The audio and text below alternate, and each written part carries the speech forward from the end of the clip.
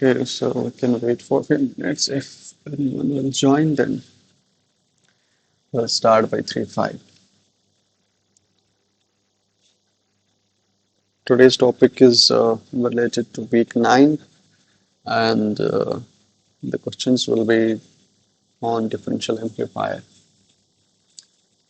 We will learn how to calculate differential mode gains, common mode gains, and what are actually differential mode and common mode gains in a differential amplifier. Okay, let's wait for a few minutes. If anyone will join, then we can start.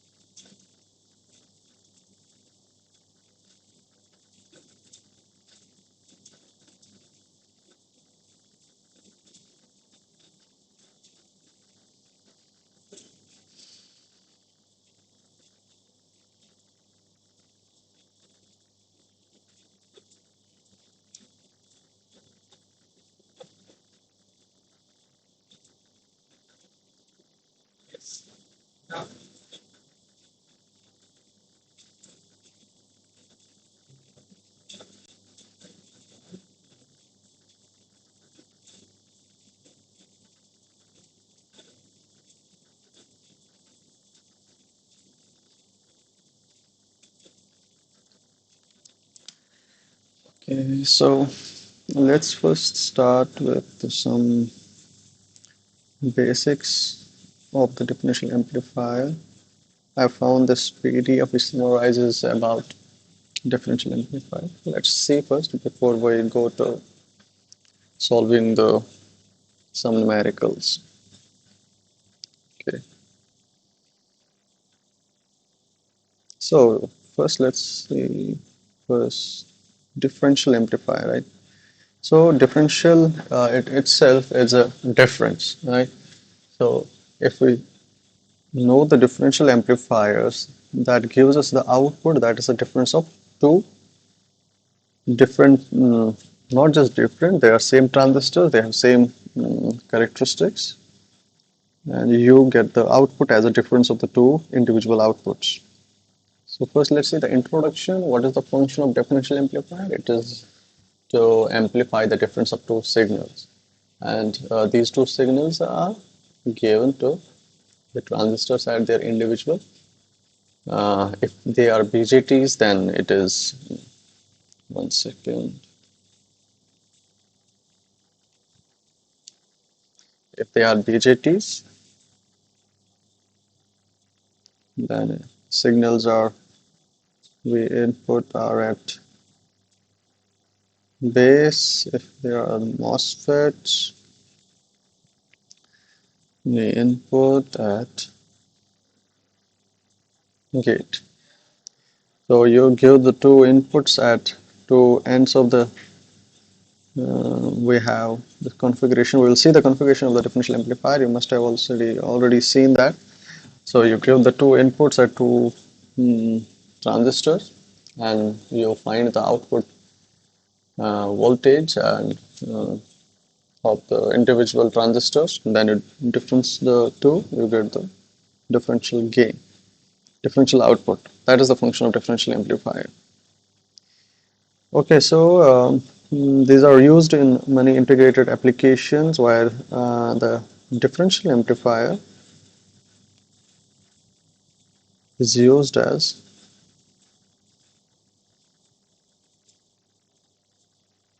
first block, starting block, I can say. So the main function of the differential amplifier in the applications is to remove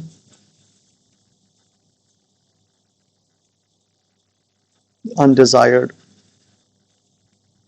noise, right? So if you have single transistor like this, and if you have noise some here, this noise will also get amplified, right? We will get an amplified noise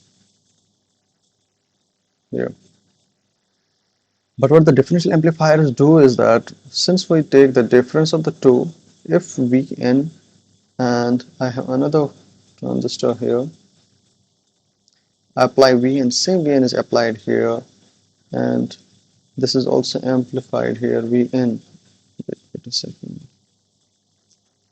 So what will happen is from transistor 1 it is A1 Vn1, and from transistor 2 it is A to Vn2. If A1 and A2 are same and Vn and V2 are common noise signals, if Vn1, Vn2 are common noise signals, then the difference will give us 0. This is the ideal case, right? So this is the main function of the differential amplifiers, and another thing is if used with several other components, it can give a very high gain because your gain is the output divided by V input minus V input 1 minus V input 2. That is a differential gain. So if the difference is very less, your gain can shoot to high values.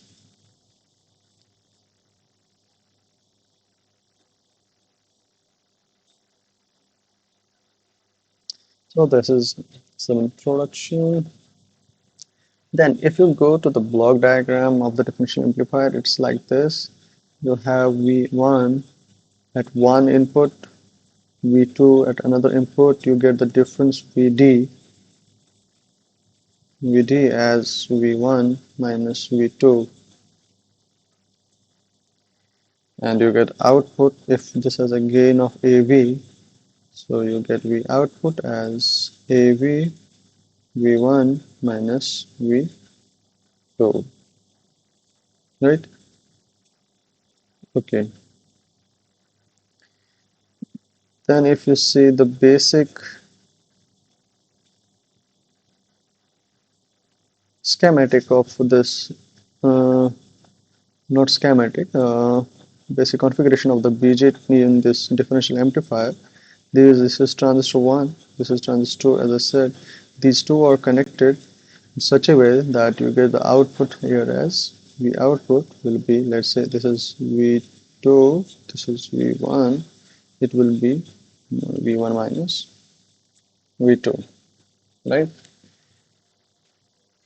Okay.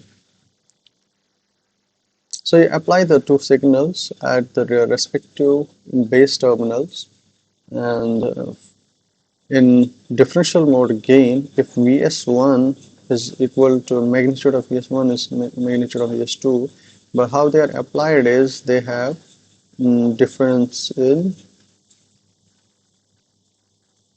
phase. So if this has this type of waveform, and Vs2 will have this type of waveform. If these two signals are applied, so due to this signal we input, your V1 will be like this,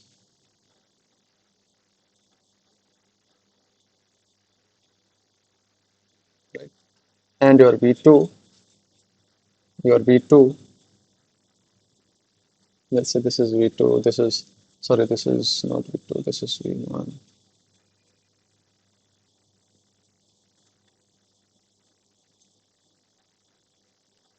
Let me just draw here. This is V2, this is a negative cycle, this will give me a 180-degree phase shift, and this is V1, and it will also give me a 180-degree phase shift. So now, if you see, if you now subtract the two, V1 minus V2 or V2 minus V1, what you have to do is you will get total output as a really amplified signal. Depends on which one you subtract. If here I have subtracted V2 minus V1,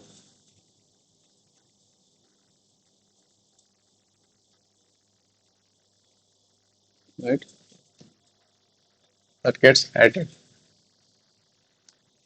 to the main signal. So this is the main function. Now let's suppose I have two signals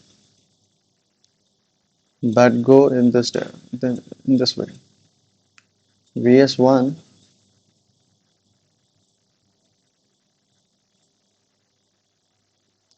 and Vs2 also same, right? So what I will get at V1 output will be amplified V1. Similarly here, output will be amplified V1. So when you subtract the two, you will get 0, right? Ideal case.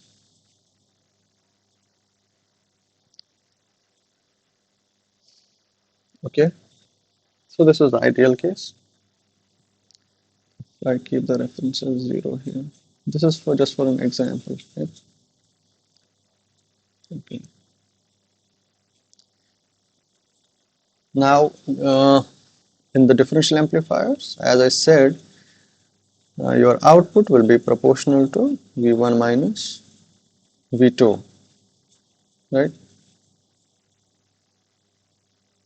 and the proportionality factor is called as gain.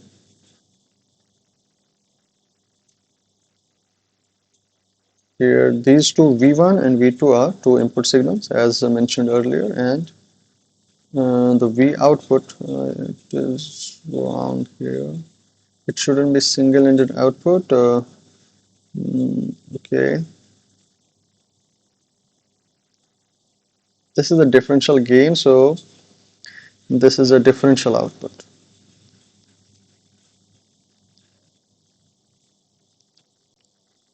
Okay, yeah, it's written correct. It's differential gain, where AD is the constant of proportionality, which we call as gain. AD is the gain with which differential amplifier amplifies the difference of the input signal, right? Hence, it's known as the differential gain because it amplifies the difference in the two input signals. It's also, when you calculate it, when you go back to the circuit, if these values RC are equal and internal properties or intrinsic characterization, when you do the internal characterization of these two transistors, when you get equal, where you have equal width, you have equal length, you have doping and everything and WL in terms of MOSFET, and let's say these two are Q1 and Q2 are identical, then what you will get is you will get same GM, same properties, right? So in that case, you will get your gain as GMRC. We will find it later. And one more thing about this is when I said that mm, when you give the same signals, the gain achieved at that point is called as common mode gain. So, AC here. AC here. And average of the two input signal is called a common mode signal. Common mode signal, that is when you have V1 and V2, you average them out, you get a signal as V1 plus V2 by 2, that is an average of the two. Similarly, common mode gain, common mode output will be V output 1 plus V output 2 by 2. Again, this is a simple function for transistors. We see that the output is gain times input. Similarly, it's same here. And we will also in further slides, we will see how we can obtain this gain. This is a common mode gain. So if now I have this transistor, I have two outputs here. One is due to differential mode and one is due to common mode, right? So I had two gains as here summarized here, differential gain and common mode gain. So at output I have two contributions.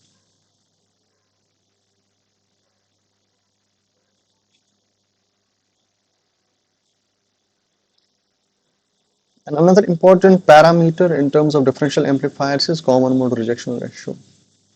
It signifies that how much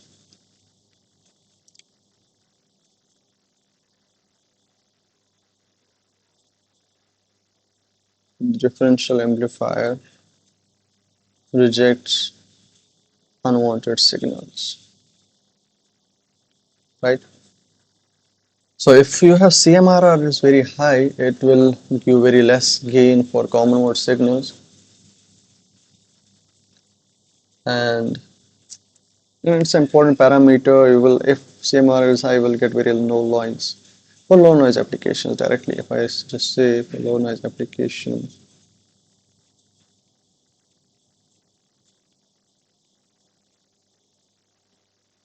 CMRR should be high, and which is the main, also one of the main functions of a differential amplifier.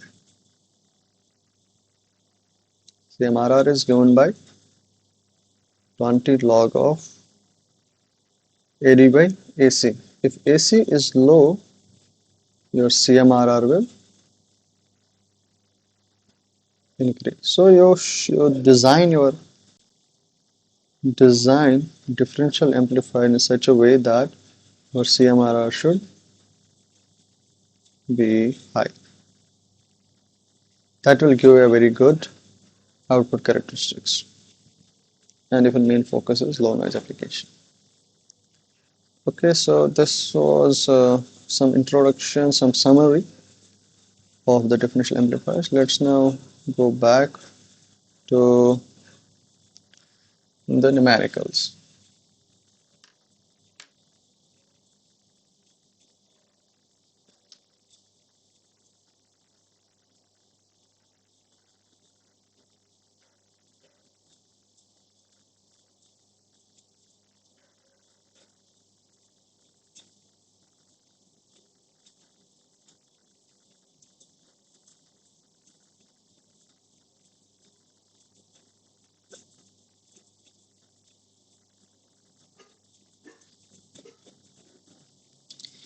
Let's start with the numericals now. Okay, this is a differential amplifier with transistors Q1 and Q2, and the output is denoted here as for transistor Q1 it's V of 2, and for transistor VO Q2 it's denoted as VO1. The reason is to have the same phase. Okay, there is no other logic. It's as simple as that. You get the same phase if you keep the names as like this. Okay, VO2 in terms of if you want to, what I can say is if you want to analyze your waveform in terms of V into, just in case. Otherwise, VO2 will be depend on V in 1 and VO1 will depend on V in 2, and VO2 will have an opposite phase of as that of V in 1, and VO1 will have a phase the opposite that of V in 2. Let's see, the values of beta 1 and beta 2 are identical, 240. That is important for differential amplifiers. Also VBE1, VBE2 are 0.6 given. Saturation voltages are also given as equal, and that's also shows that transistors are identical, and also the early voltage as well. These parameters are also important to have equal values because they govern your gain. So they should also be equal. And VI and C, that is a common mode signal, is 3.6 volt. And okay, so this is the information given in this question. Let's say what we have. Let's now see what we have to do is we have to find DC output voltage VO1, VO2, VO for DC. V output DC is at their individual ports, right?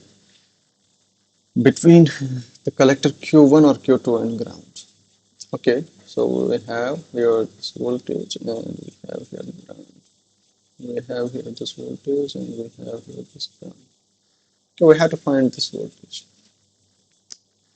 The important parameter in this question is we have Vi and C equivalent to 3.6 volt.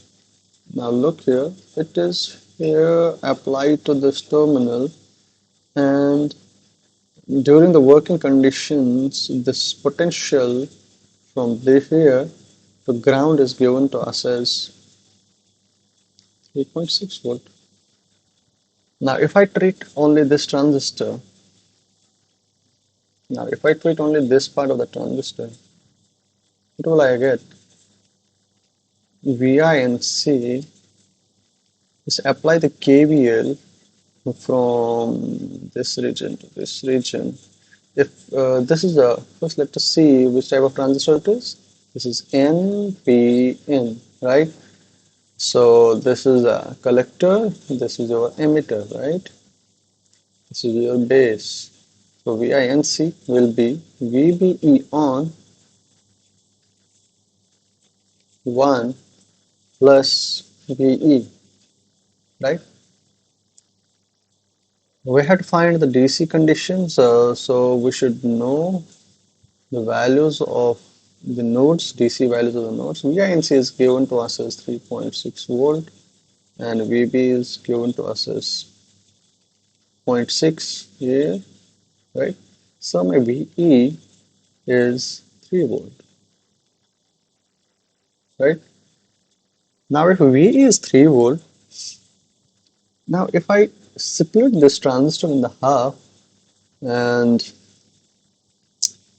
or without splitting it in half, I just write it here as I total. So my VE will be equivalent to I total into RT, right? So my VE, that is 3 volt, IT I will have to calculate into RT. RT is given to us as 1 kilo ohm. So my IT is 3 milliamp, right?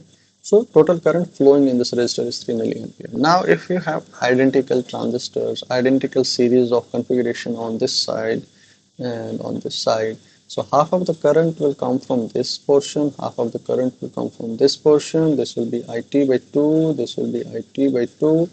So my transistor current, let me just note it as ICQ1 will be IT by 2, which will be also equal to ICQ2,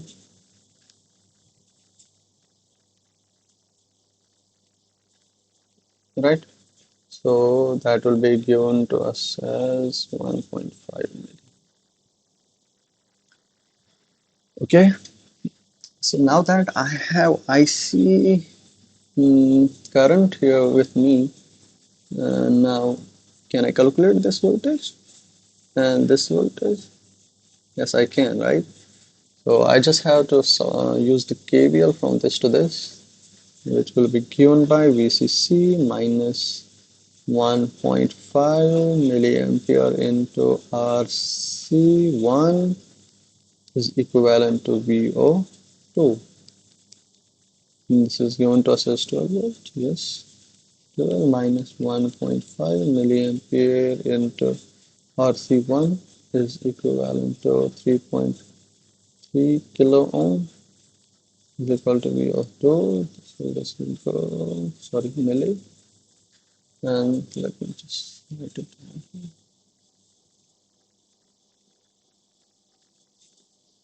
1.5 into 3.3 minus 12, that is 7.05 volt. And this will be also in case of VO1 will be 7.05, right? This is our DC state.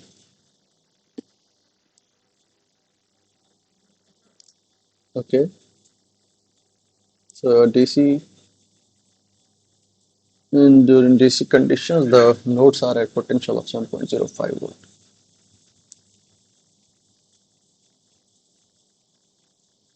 Okay,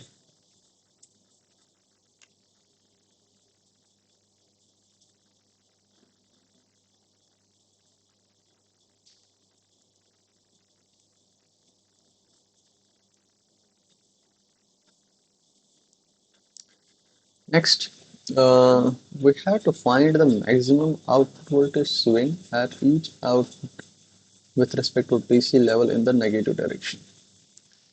Here, negative direction signifies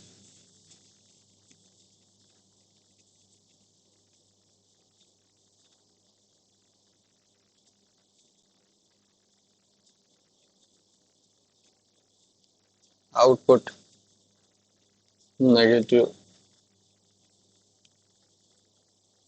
cycle. Um,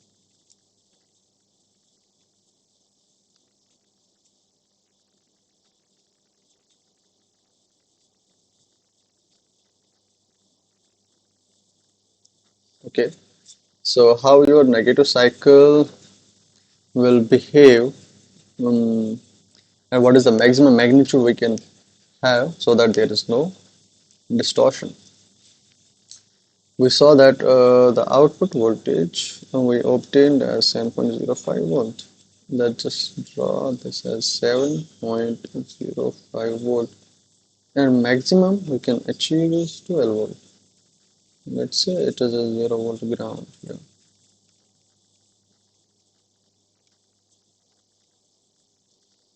Let's go back here. We are looking for the negative cycle.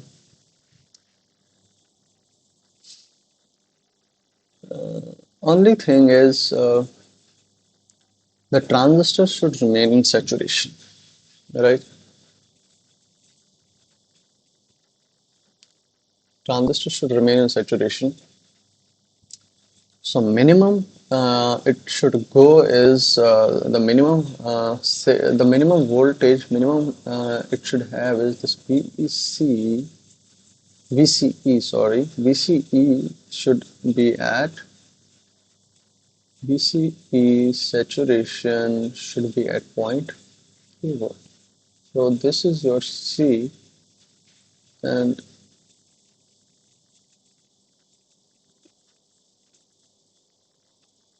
this should have a margin of 0.3 volt, such that,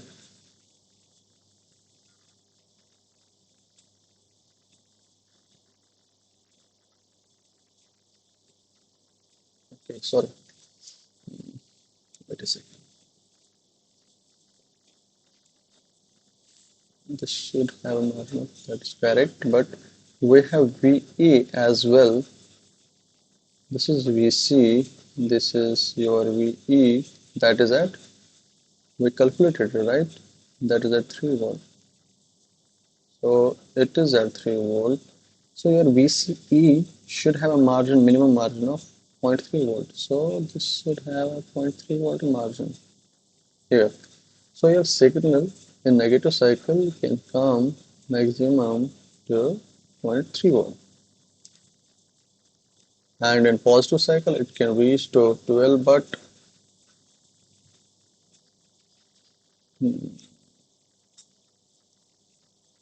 take the swing as minimum of the two, right? So here it should have the value then as 7.05 volt, that is your VC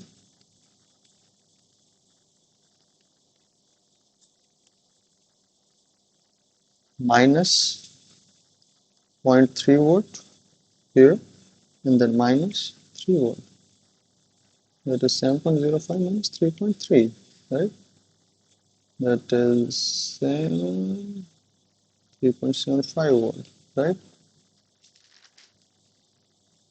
Yes, correct. So this is your showing outpercent possible without distortion. Okay, now let's see how we can find the differential mode gain.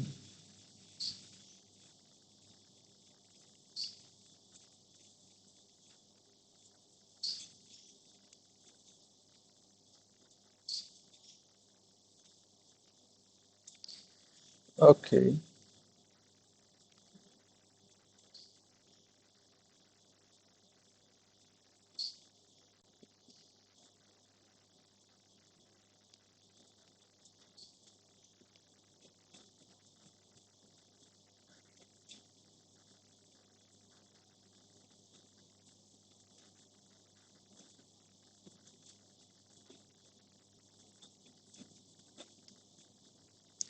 okay, now I have this transistor. Let's look here.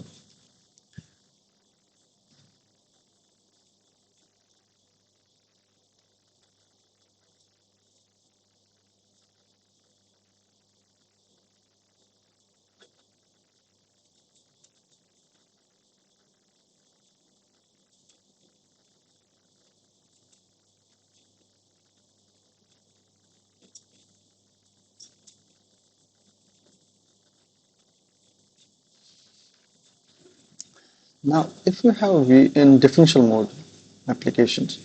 V in the let's just split first, add this node here. It would get splitted as 2RT, and since if we want to calculate the voltage at VE, it will act as a voltage buffer, right? So it will have a signal of V in 1, right? And again here, similarly, at this voltage on this side, on this right side, it will have a voltage of V in 2 in differential mode again.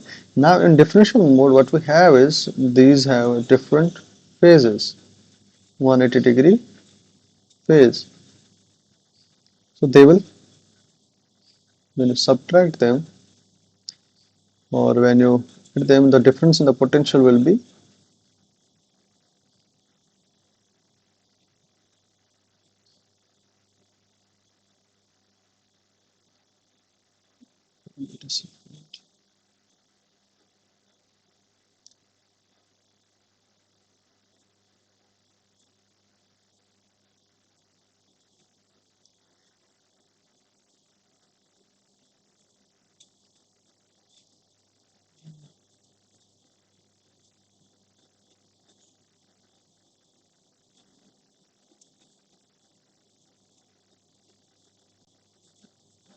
okay. So when these signals are applied in such a way that they give the opposite trends, opposite opposite what you can say, uh, you can say the opposite current characteristics. Then if this is a potential drop from positive to negative, this will have negative to positive. So it turns out that it acts as a ground in case of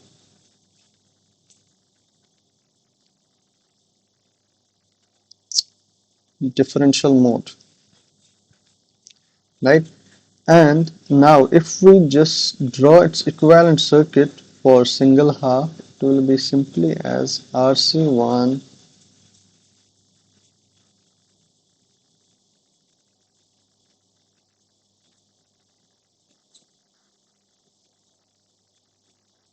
V in 1 ground, ground. So here gain will be simply minus GM RC1,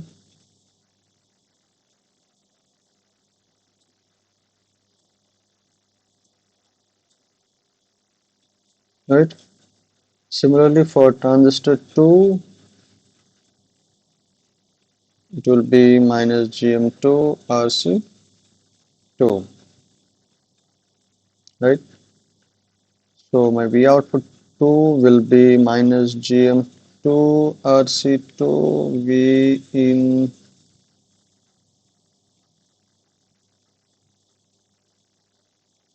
sorry, this should be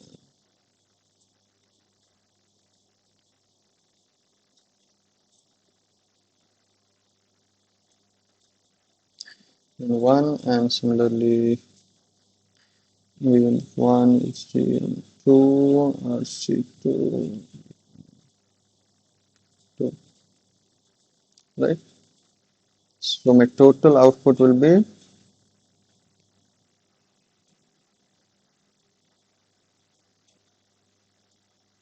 your these signals have, these are out of phase, so your total GM1 is equivalent to GM2 and RC1 is equivalent to RC2, and if V in 1 is equal to V in 2 in magnitude is equal to, let's say, V in by 2, then these will just add up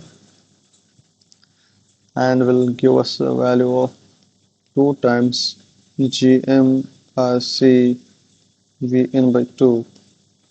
So my total gain is simply equivalent to GM RC. This is the case when we have identical transistors. So this is my differential gain. So I had to find the differential gain in the circuit. I can just directly write it as GMRC1. Let's just calculate what is GM. GM1 is IC1 by VT, that is also equivalent to GM2. And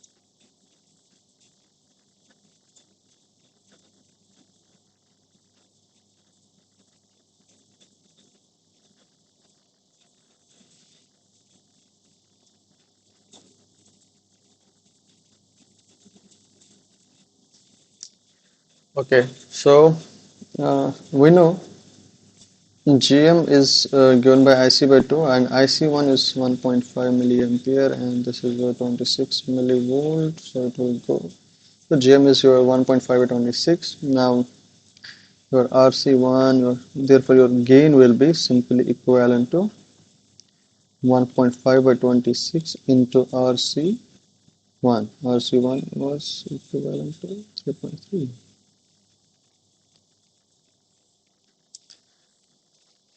That comes out to be equivalent to 190.38. This is your differential gain.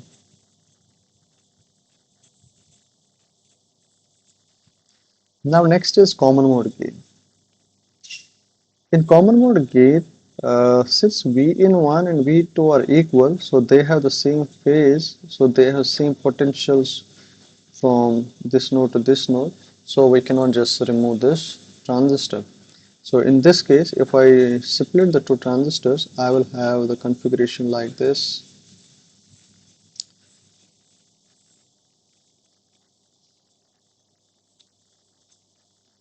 RT, right? This is what RC. Let's just find the gain.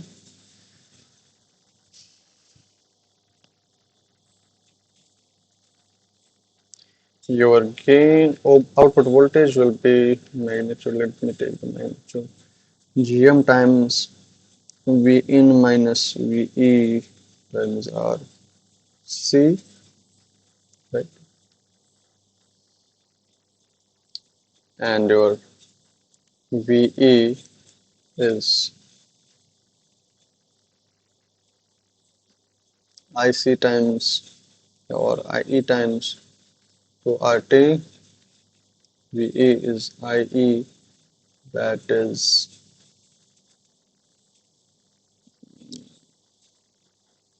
IB times beta plus 1 to RT, right? Or I can just write it as wait.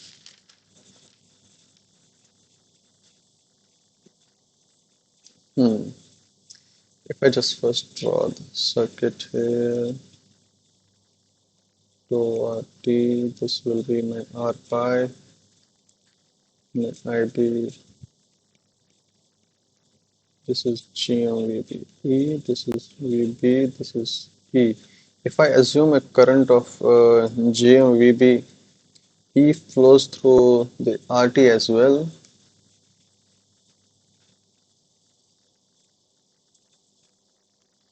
because IB is usually very low, so I can just directly write it as GM VBE to RT, right?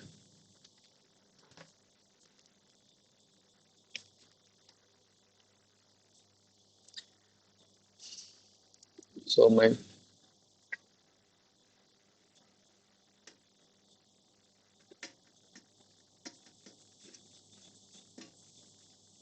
V in minus VE is equivalent to V in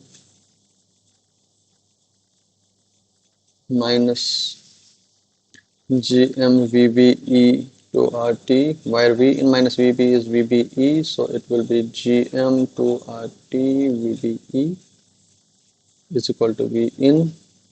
So that will give me V in as V in is equivalent to 1 plus GM to RT VBE. So therefore, my output that was written as V input minus VE times 2RT, that is GM to RT, will be given in terms of V in as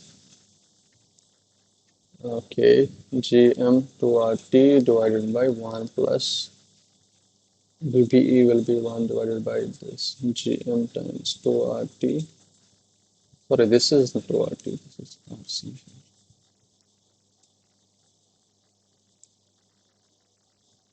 RC here as well.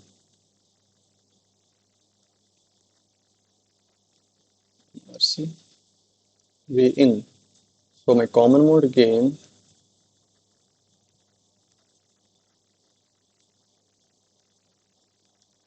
is equivalent to the output by V in is equal to GM RC divided by 1 plus GM to RT.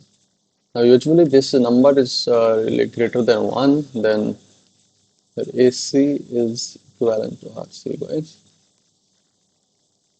RT. So your common mode gain can reduce if RT.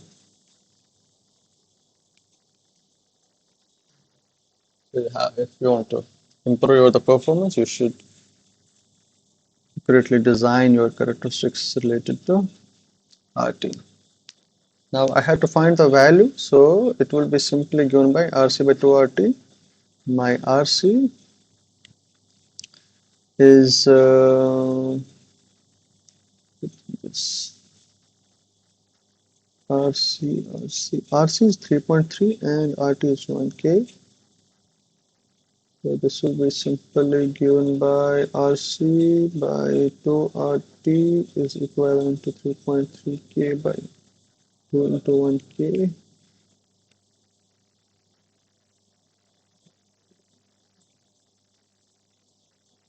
Okay, that is this one, right?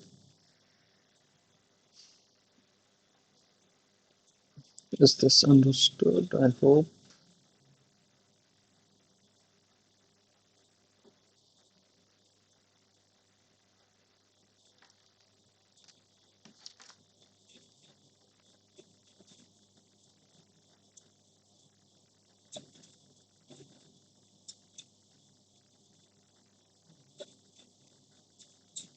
Let's just move to next question. What does the next question say? Okay, now this is your common mode output signal, right? The input signal for the differential are given to us as we input 1 in this way and we input 2 in this way. What we have to find is find the common mode output signal. We output 1. Okay, here you have to be careful because we output 1 is the one which is given to transistor 2 and we output 2 is given to transistor 1. So maybe output 1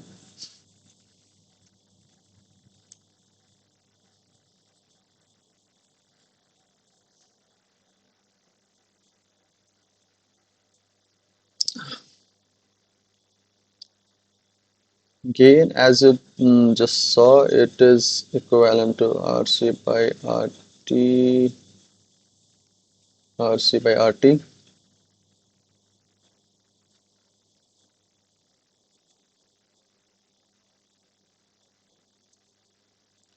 RC by RT into V in 2.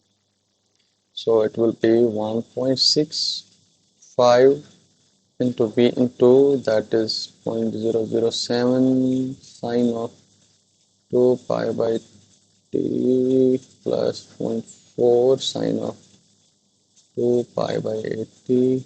Uh, Similarly, the output 2 will be equal to 1.65. It will be 0.007 sine of 2 pi by t plus zero point 0.4 sine of 2 pi by 8t, right? Now you add them and you divide by 2, so your VOC will be equivalent to these two terms will cancel out and it will be 2 into 1.65 into zero point 0.4 divided by 2 sine of 2 pi by 8 t. So let me just multiply it.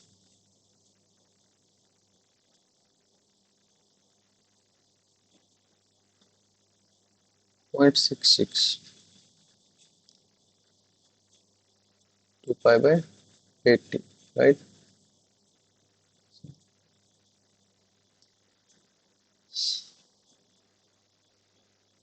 Mhm. Next is finding the differential output voltage.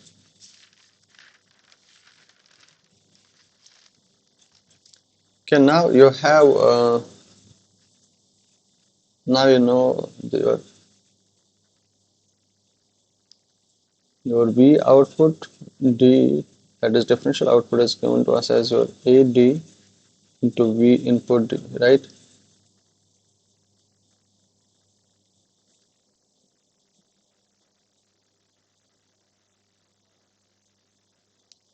And that will be given to us as 190.38, which we calculated earlier, into V input D, that is V input 1 minus V input 2, that is 190.38 into, let's see, V input 1, you subtract the 2, you will get, these two will cancel out, and what will remain is these two terms. That is 0.014 sine of 2 pi by t into t. This comes out to be as 2.67 sine of 2 pi by t t. So this is your differential output, and your VOC. Also, you should find VOC as well. VOC we found in previous case, and that is 0.654 sine of, that is 0.654 sine of 2 pi by 8 t, sorry,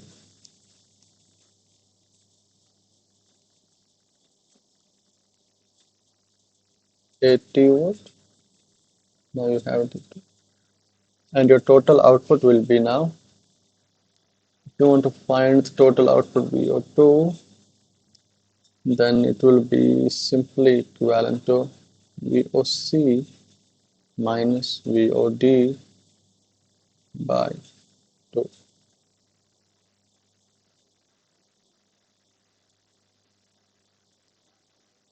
Okay. Even if you write the plus here, the sign change or phase change in VO2 will govern your output waveform. 1 second.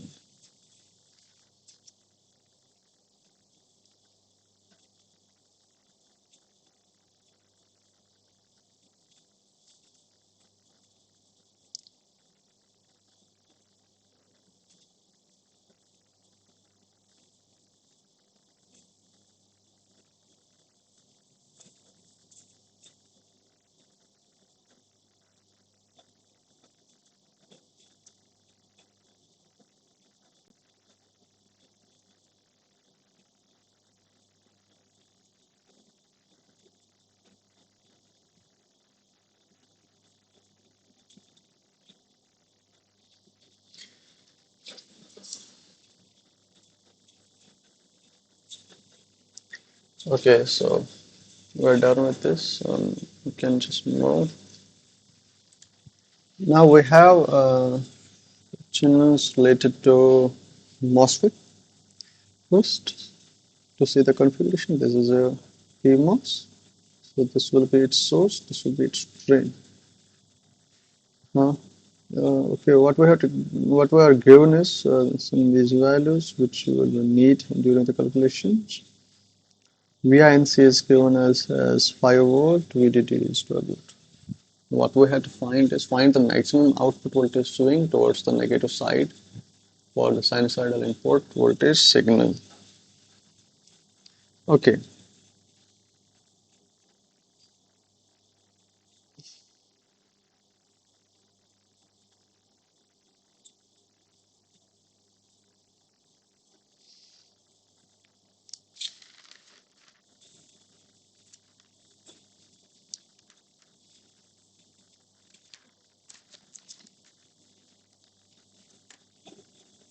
first to find the output voltage signal, we have to calculate is our DC conditions or quiescent conditions,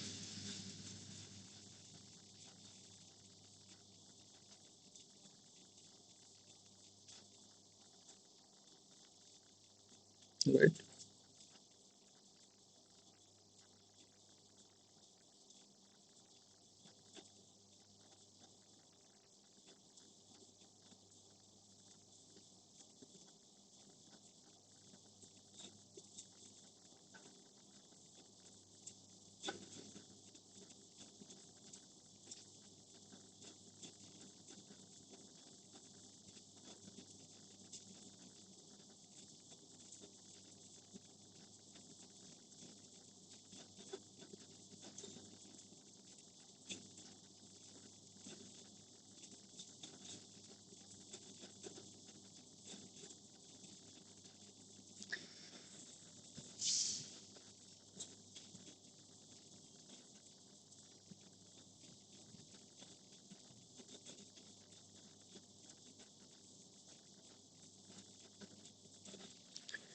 Okay, so we have to first find the quiescent state. So we'll know should know the what is the value of the current. Let's just calculate it.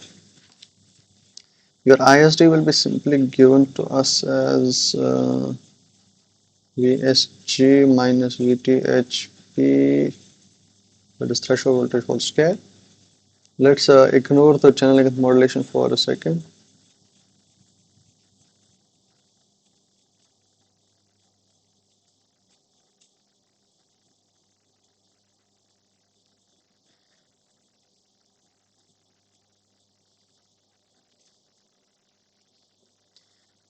So values are given first in kW by L, that is 2 milli by 2 VSG. VSG is this to this volt.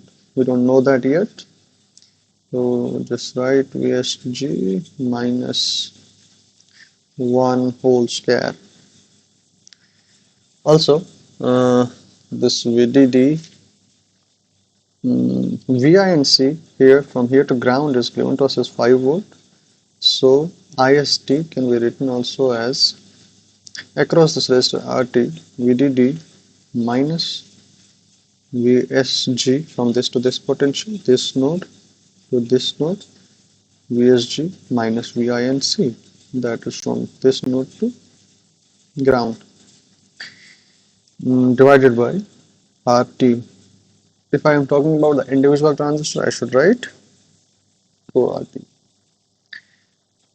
So again, this will be 1 milli VSG minus 1 whole square is equivalent to 12. 12 is VDD is 12, that's 2 minus VSG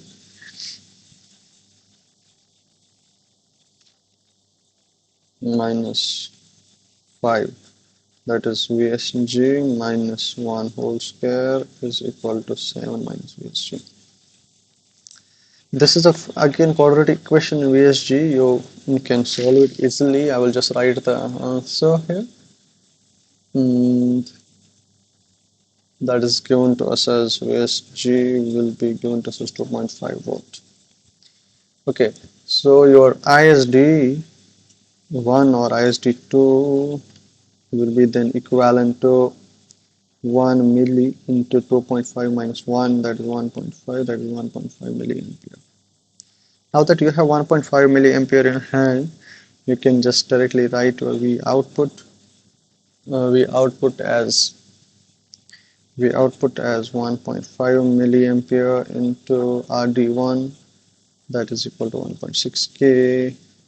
So that will turn out to be, sorry, this is square here, so it should be 2.25. So it comes out to be 3.5 volt, 3.6 volt. Okay, just look here now. The transistor has to remain a saturation, so VSD should be greater than VSD sat, right?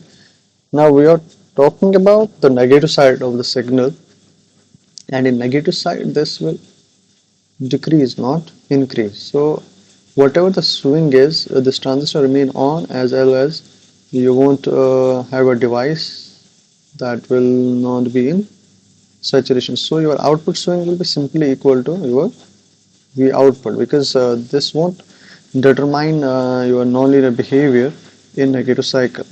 So this is your swing. Swing will be simply equal to in negative side.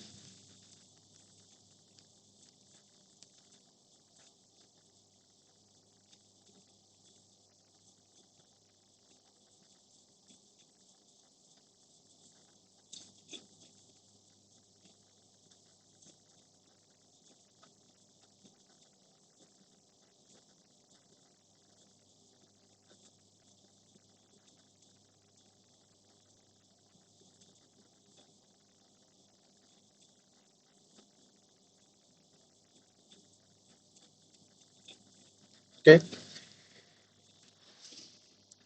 Now, again, another question is about CMRR. As I said, it is simply AD by AC. So you have to find AD for this transistor. That will be simply given to us as GM times RD, right? Where RD is your output resistance. And your AC will be simply given by GM, yes, GMRD divided by 1 plus 2 times GM. What is the resistance connected to source? That is RT, right? So you can just write AC as nearly equal to RT by 2 times RT. So GM is DIDS by DVG, that is K, W by L.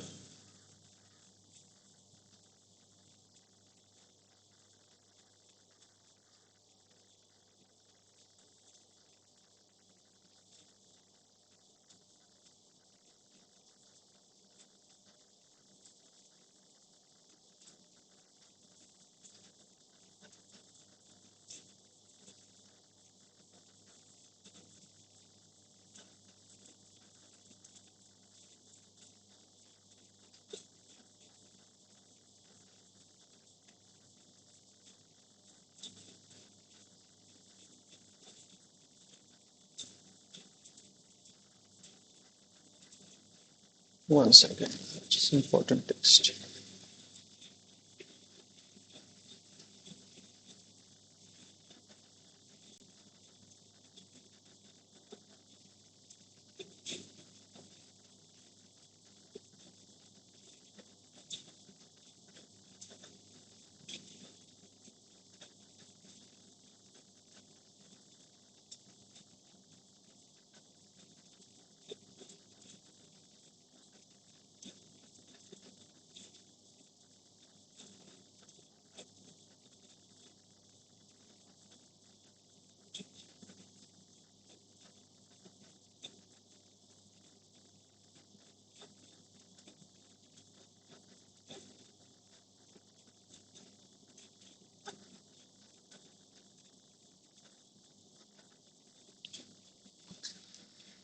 Okay, so kW by L, and this will be Q by VSG minus VTHP whole square mod. Then this is 2 milli, VSG is 2.5 minus 1, that is 2 milli into 1.5, that is 3 millisiemens, right?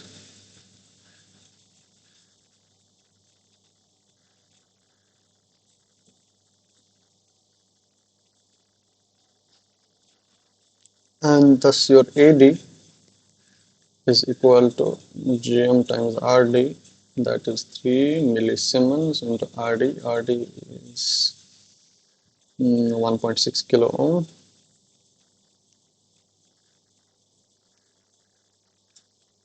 That comes out to be 4.8. Similarly, now AC will be equivalent to GMRD, that is 4.8 divided by 1 plus 2 times GMRD is this is 3 millisiemens into 2K. So there is a 6, so 12, that is 4.8 divided by 12 plus 130, that comes out to be, sorry, this is, okay. 1 second. RT is 1 kilo ohm. Yes.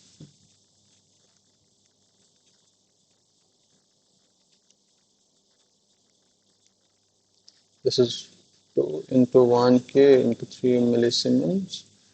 So this turns out to be 7. So my CMRR will be 20 log of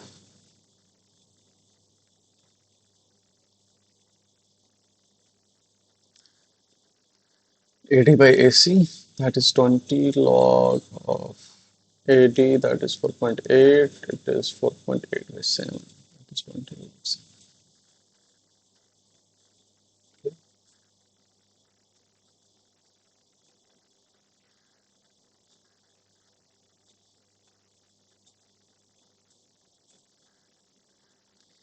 Okay, so this is about CMRR. Okay, now moving on. This is again one more configuration in which the the resistor at the source is replaced by transistor. This improves your uh, common mode performance because this transistor will give you the high resistance because it will when you calculate this, okay, and take it as an homework,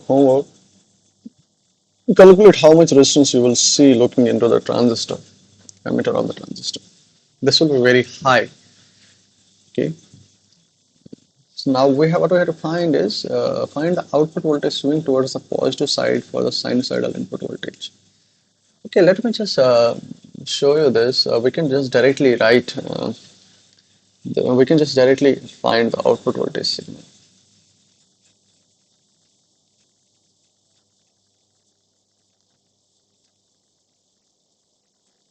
Okay, so if you just look at this point, this is VCC. This is its source. This is drain. This is okay E. This is C. So your goal is your transistor should remain in saturation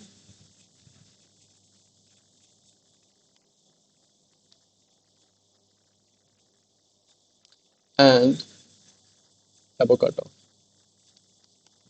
Okay, so during the positive cycle, these potentials will tend to increase, right?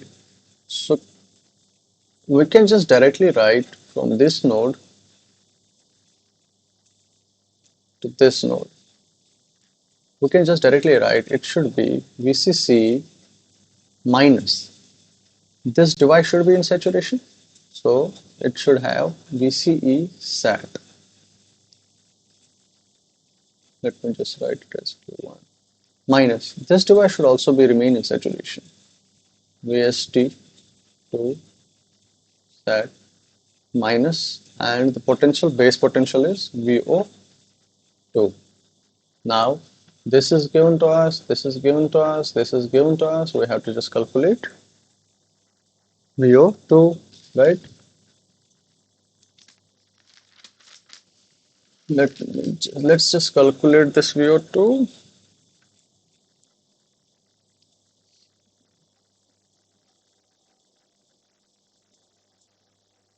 Mm, okay.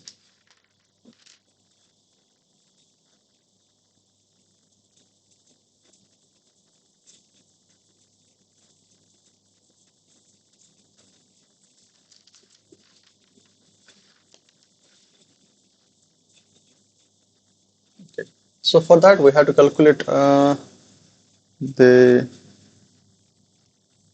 transistor currents. Let's see, I transistor here is given to us, will be given to us as IC1, that is equivalent to beta times IB1, and which is simply equivalent to beta times you have VCC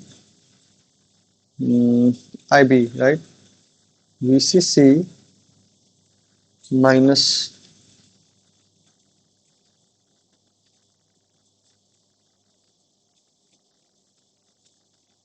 okay, VEB on.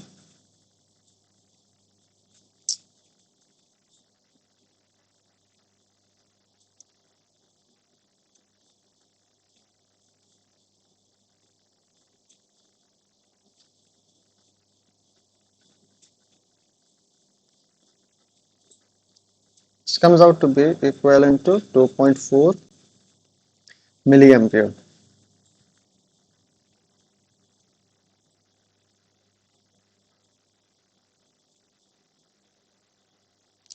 Okay, so now if you have this current, then ISD1 will be equal to ISD2 will be equal to 1.2 milliamperes, because half the current flows in this direction, half the current will flow in this direction, or this will be in this direction. Okay, now that you have this current in hand, you can find VO2 as 1.2 milliampere into RD2, that is equivalent to 4.7 kilo ohm. Let me just directly write it.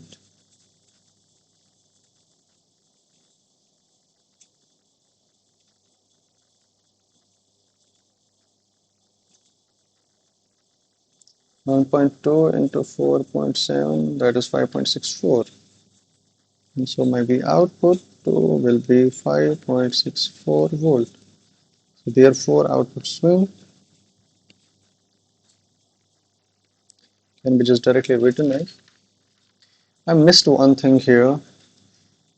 I wrote, no, I suppose it's correct. No, VCC is 12.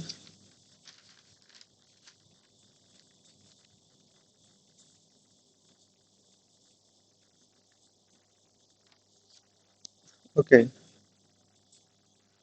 so I have VCC, VEC set. Now we have to find out VSD.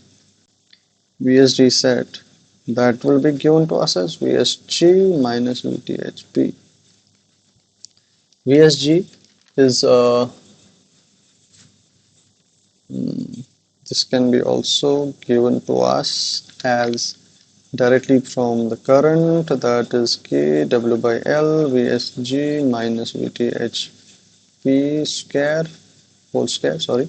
So VSG minus VTHP is equivalent to 2SD. Sorry, this is not USD. L,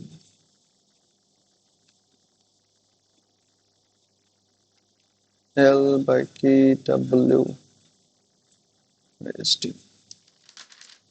You go on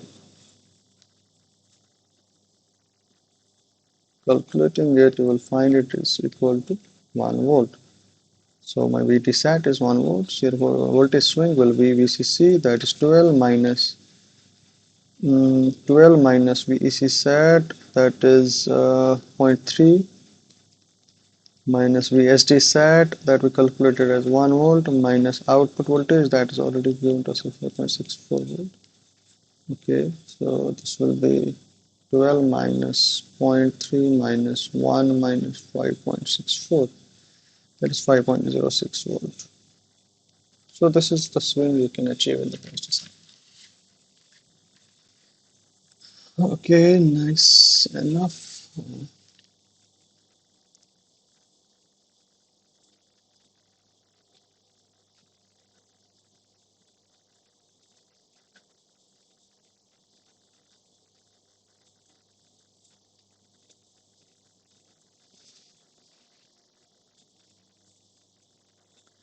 Okay, find the range of input common mode.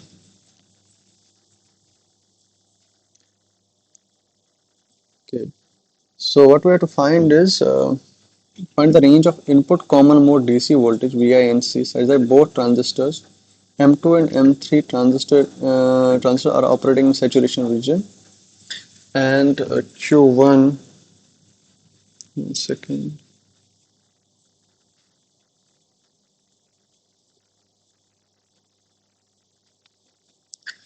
and your Q1 is in active region.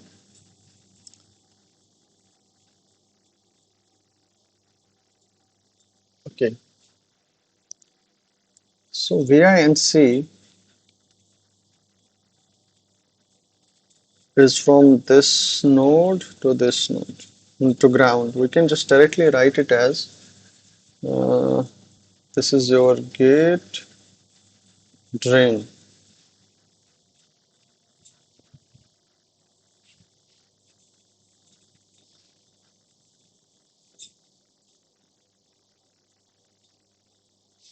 One second.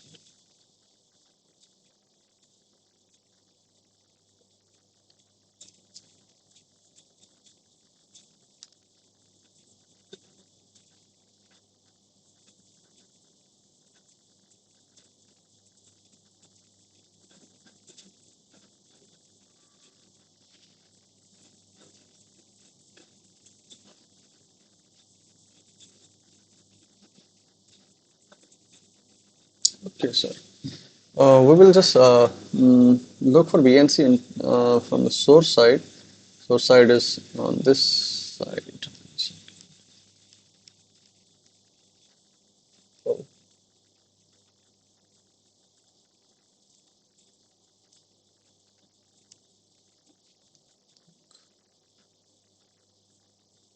sorry. So I can just directly write here VNC.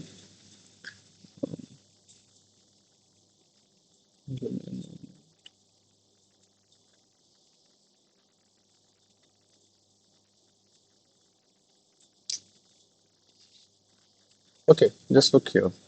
VNC, and from this point to this point, this is VSG, and from this point to this point, this is VCE SAT. So my VINC on this side should be in this range, VSG minus VEC SAT, right? Just simple KVL from this node to this node. This turns out to be 12 minus 2 VSG.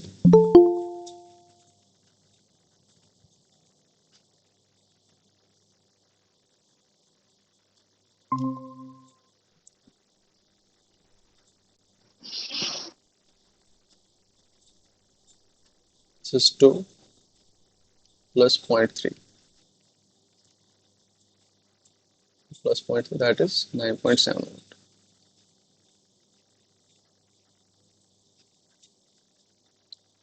Okay.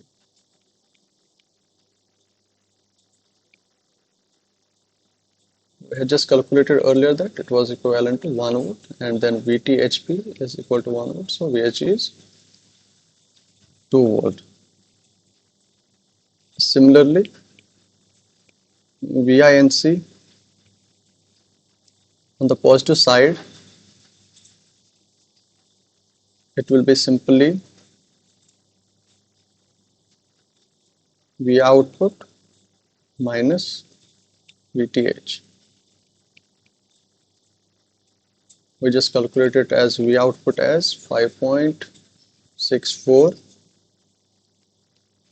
minus 1, that is 4. So VINC should be in range of 4.64 to 9.6. Okay.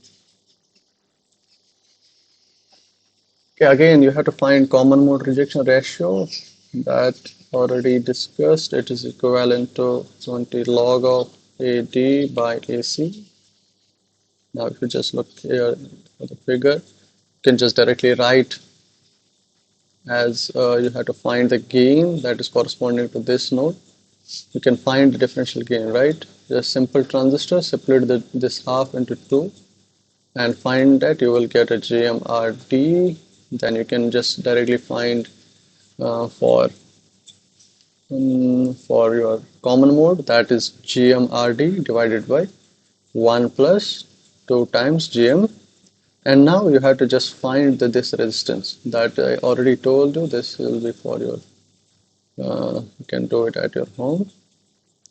This will be simple. It will just come out to be as RO, intrinsic resistance.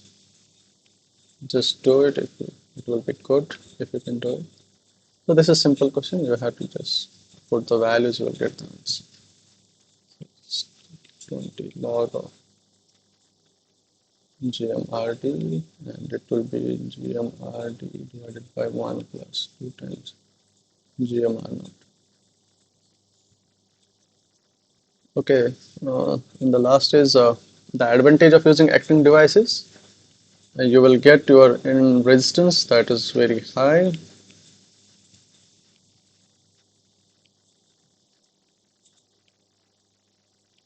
So this will help you in reducing the common mode gain, because your common mode gain is GMRD divided by 1 plus 2 times GM, the resistance which is here at this node, connected to this node. So if this increases, your AC, that is common mode gain, decreases. Okay, I guess this was the last question for the session.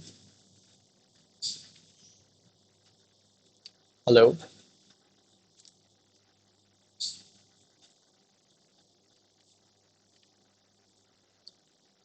Okay, I have to now end this session because we are done.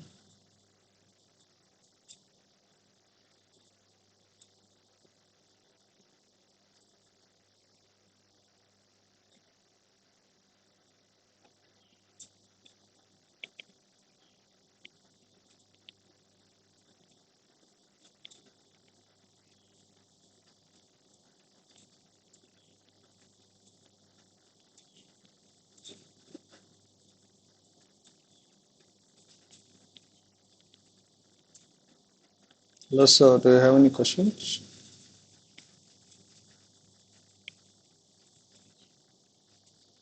Okay, if not, then I think I can end this meeting.